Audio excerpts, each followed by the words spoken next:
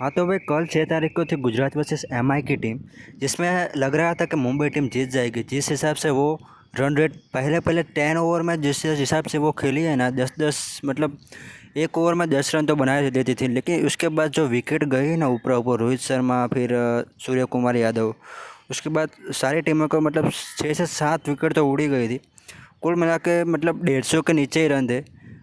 उस हिसाब से फिर पता चल ही गया था कि जीतने तो वाली है गुजराती, क्योंकि रन मुंबई के ना बहुत ही कम थी, ज़्यादा 145 थे।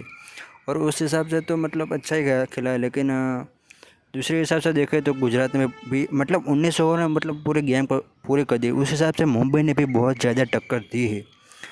और फर्स्ट टेबल पर नंबर पर आ चुकी है हमारी गुजरात टाइटंस। फर्स्ट में हालांकि आरसीबी थी, लेकिन आरसीबी अभी दूसरे नंबर पर आ चुकी है। और जो तीसरे नंबर पर थी वो एमआई थी, वो अभी 5वें नंबर पर आ चुकी है।